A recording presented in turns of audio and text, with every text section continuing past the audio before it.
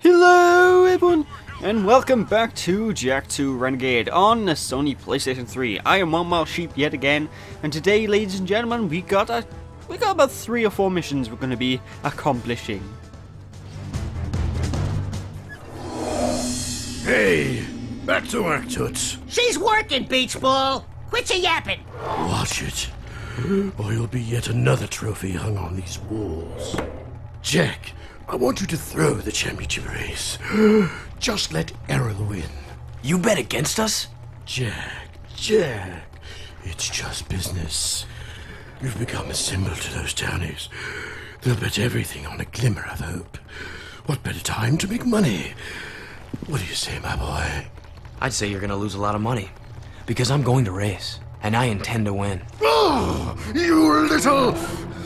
You're becoming more trouble than you're worth.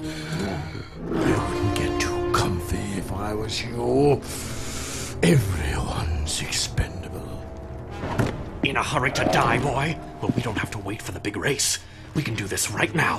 One-on-one, through the city, using accelerator rings. Hit every ring from start to finish. Miss even one ring and it's over. Kira already thinks you're a loser, and I'll prove it now, once and for all. You're on. Oh great, accelerator rings. Great, it's time to get our Superman 64 on. So yes, ladies and gentlemen, for this mission by here, we need to jump on the zoomer and jump through all these accelerator rings that are dotted throughout Haven City.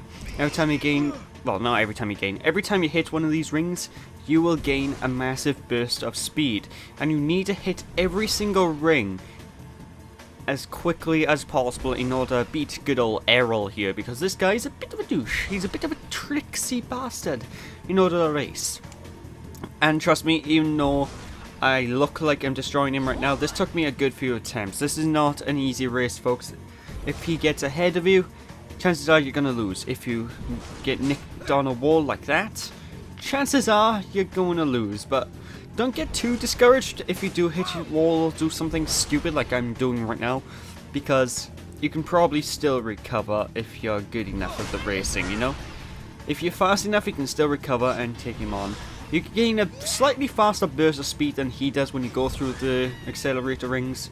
So, despite the fact that Errol is set onto one major track, you're gonna be able to weasel your way around him, and you know, which is good.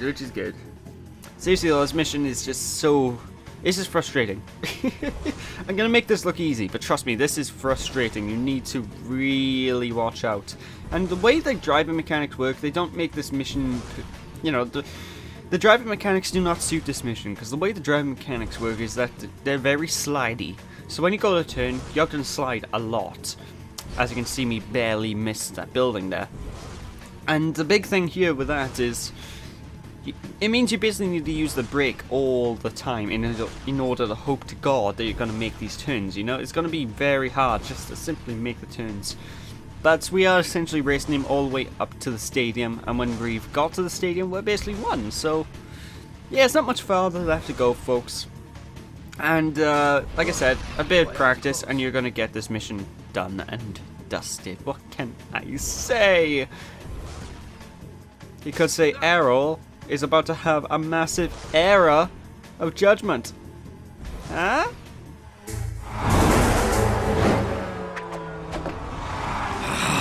Don't get too cocky, outlaw. Next time we race for keeps, and your head will be my trophy! Blow it out your ear. You were bottle fed, weren't you? Ah, God. But with that, ladies and gentlemen, that is it for this area. So, the annoying thing about being all the way up in the stadium area is that we need to literally backtrack all the way to the power station, which is the other side of the city. Why am I not cutting it out? Well, I think I do cut it out in a bit. I'm not actually sure. Okay, maybe not. Maybe I'm just not going to cut this one out for some reason. So, yeah, you need to backtrack all the way back to the power station, which is a bit more...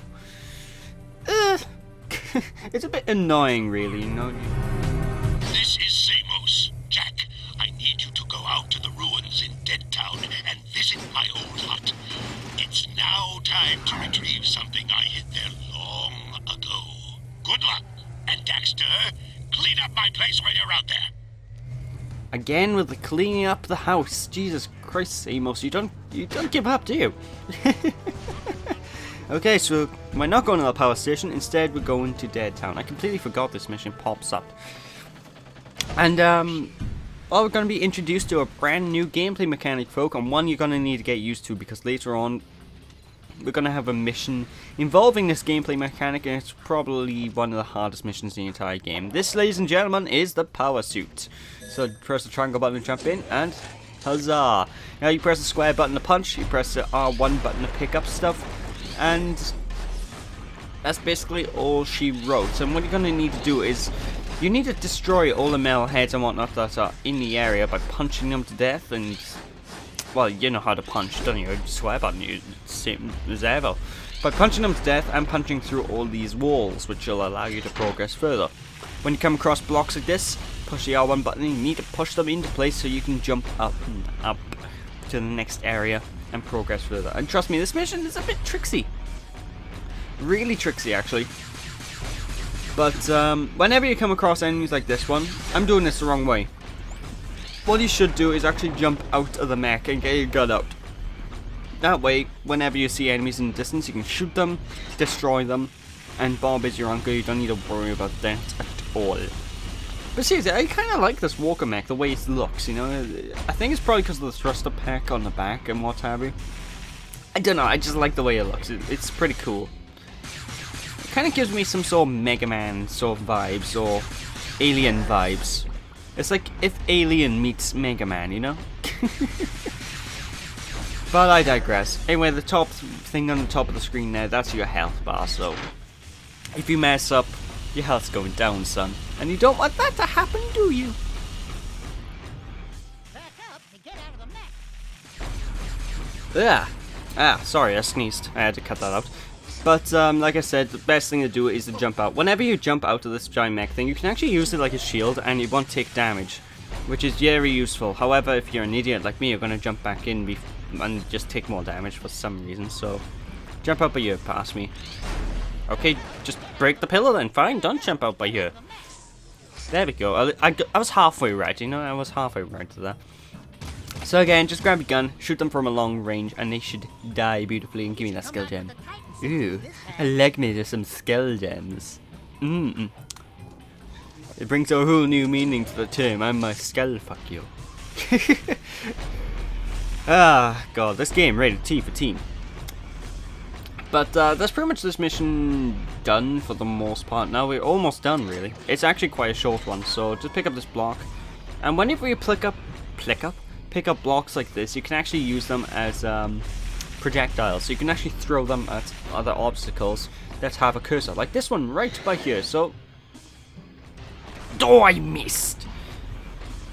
Let's try that again, shall we? Seriously, this can be quite annoying just the aim, because sometimes the auto aim doesn't really kick in that well. But if you're close enough, you should be fine. So, alley-oop, boom. Ooh, I almost fell. Oh, that would have been a bad thing. Well, it wouldn't be bad for you guys, because you guys want to see me fall, and if I fell, because I would just cut back. But you know. I don't know why these brick walls you can break down remind me so much of Sonic 06. Because there's loads of walls in that game you can break down, and they use the physics engine, which looks surprisingly cool for what it is, you know? Anyway, what you need to do by here is break down that very last pillar, and we'll be able to get on back into Samos's hut, and there's a block floating in midair. Huh.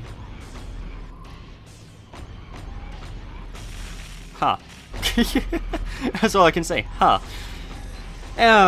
But I digress. Let's just blow this pillar up and onwards we go. Back up to get out of the mech.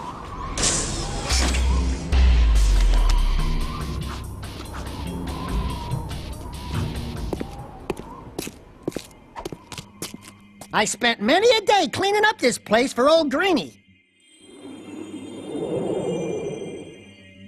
Good work, Jack. And Daxter, I suppose. Before we came through the rift long ago, I was nurturing that life seed from the great tree. It seems the metalheads are attracted to its power. Take the seed to Onin now, She will prepare it for Seamus. You mean you? No, the other me, Daxter. My younger self needs the seed's power to become sagely. So, let me get this straight. It's fair to say that by bringing your younger self the life seed now, we helped you become the sage you are today. We helped you get your powers in the first place. And you never thanked us? Thank you, Daxter. Now go do it! Well, I found the thumbnail for this video. And you never thanked us? God. I love Daxter. I really do. One of my favorite characters in this series. Like, in the first game, he can be pretty annoying, Daxter can, but from this game onwards, his character is just perfect for the atmosphere and what have you. He's like the perfect comic relief sidekick sort of dude, you know? I love Daxter. He's such a good guy. But anyway, that is probably the last time we're going to be seeing Dead Town now, folks. That is it for this place, so say bye-bye, because we're probably not returning. I'll miss this place. He lied. Seriously, I'm not a big fan of Dead Town, just because it's pretty, shall we say, dead? It's a pretty bland area, you know. It does its job, but there's so many other more interesting areas of the game, like the power station, for example. Look at all that blue. Hey there, sack of nerves. How's the bzzz stuff going? I've got good news and bad news. The good news is Core tells me we've got enough power online to keep the shield walls up. So for now, the city's safe. But I don't know how long the system can hold. And the bad news? We've detected a cluster of metalhead eggs growing up at the strip mine site. Now you gotta go back there and find a way to destroy those eggs before they turn into a whole new army of creatures. I noticed the crane was lifting a large metal container. If we could jump onto the container, we could drop the crate from above. Hi, jump, drop. Why don't I like the sound of that? Come on, Dax. Let's go. Which means, ladies and gentlemen, it's time for some hoverboarding! Platforming! Game design! I don't know why I went so musical about that. But yeah, we basically need to do an entire platforming sequence based entirely around the hoverboard, which means good luck for the first couple of attempts, folks, because the hoverboard is nowhere near what I would consider to have precise controls, you know?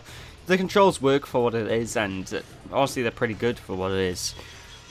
But doing stuff like this can be quite tricksy. Anyway, like I said, it's a simple platforming challenge. You need to dodge all the saw blades, grind on all the pipes and what have you. See, jump whenever you need to, and turn around that tight corner. Now, do not be fooled. Do not go on that giant ramp. I've done it before. What happened to me when I jumped on that giant ramp before? I died. So yeah, do not do that, because for some reason the game has a chance to glitch out and spaz out and send you flying off for some reason, instead of doing what it should do, which is make you do a trick, which you're about to see me do now, or attempt to do. If you press the X button at the top of these ramps, you are meant to be able to do tricks, but sometimes it's a little bit awkward, you know. I think I pulled one off there. So the best way I can sort of say do this is sort of try and edge yourself so you can get a decent amount of momentum, so you can simply echo the dolphin over the sides here, you know, where you can just about reach the left or right, basically just about reach the other end of the platform. And why did I jump back down? I was there. Oh, I was so close. So close. But yeah, this is quite a frustrating mission. I'm not gonna be lying. I'm gonna be completely honest. This mission, I don't like. It's just because of how imprecise the platform controls with the hoverboard are. So you really need to be on edge. You need to be perfect. One mistake will kill you, folks. Even though it looks like there's the biggest room for error, there isn't. One mistake and you will die. Die and die again. Fortunately, the checkpoints are very good though, which is one thing I can really say this game has a good benefit of having, which is really good checkpoints. Like, this game's always had good checkpoints all the way through. Like, if you die on a hard part, you know for a fact you're not going to be sent too far back, you know, you're going to be sent right back to where the hard part started. With the exception of one mission where we were inside the fortress and we had to kill a lot of mooks, which is not a fun mission. And we saw that earlier on in the playthrough, but apart from that one mission, the checkpoints are really good, you know? Ride the checkboard on this one, Jack. Okay, so we need to gain a bit of momentum now. And leap of faith our way across onto the giant crate of death. So, yeah, get some speed first, use the 360 spin, and we're done.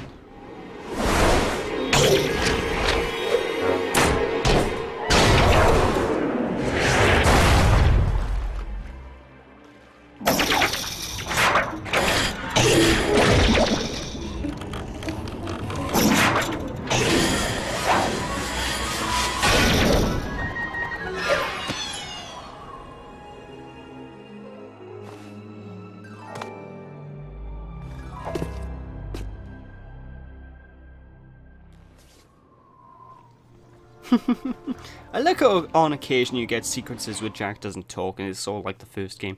But there we go, folks, that is it for this part. So thank you all for watching, hope you all enjoyed. Don't be sheepish, people. We'll return next time. We'll be doing more shenanigans in Haven City. Believe it or not, folks, we're actually pretty close to the end of the game now. This is a 25-part LP, which means we actually got 4 parts left. So, I can't wait, I'm so excited! So I'll catch you all next time, people. Thanks for watching, don't be sheepish. Bye!